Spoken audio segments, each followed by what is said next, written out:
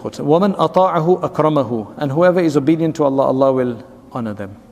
Allah will give them honor. Yes, what happens in the beginning, when a person generally becomes practicing, they start doing good deeds, and their circle of people that they're used to, they start reacting negatively. Because you're breaking a tradition. You're messing up their circle. You know, you are part of our circle, and we used to all go and do this together. And now you've messed it up, man. That's one person. You know, it was the perfect group, 5 people or 4 people or 3 people or 10 people. Now you've messed it up.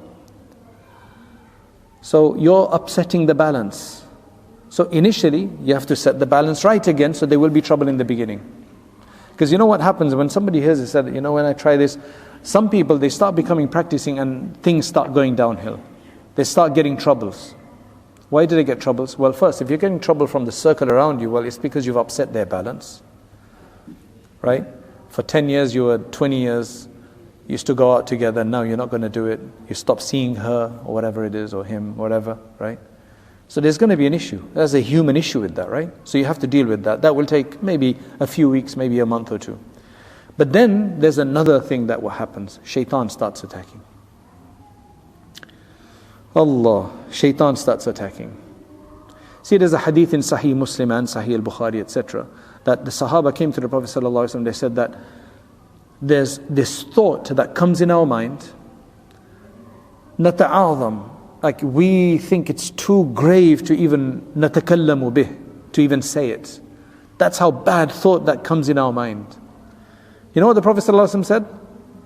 He said, ذَلِكَ صَرِيحُ الْإِيمَانِ. That's pure faith. It's like, what do you mean that's pure faith? You know the hadith, right? He said, that's pure faith. We're getting all of these bad thoughts, and the Prophet says, pure faith? Yes. You know why? If you weren't what you were in terms of your iman, then you would have been doing those bad things. Shaitan can only make you think bad. He can't make you do it. And your feeling that I can't even bring this on my tongue is a sign of your iman. That's pure faith. Because if you didn't have that pure faith, he could play around with you as you want. So the fact that he's just bothering you like that, that shows that you're onto something.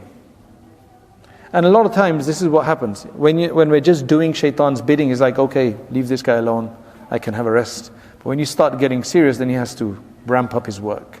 So he starts using psychological, things might go wrong, you might start getting some bad thoughts, you might even have some bad dreams.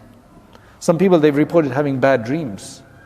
So if I'm praying now and I'm getting bad dreams, then the prayer must be bad or must be causing that to happen. Can you see how confusing that gets? But that's confusing because you don't have knowledge. That's why they say that, but you can't tell everybody that, because everybody thinks that the first step is to practice. And it is to practice, but you need knowledge while you're practicing.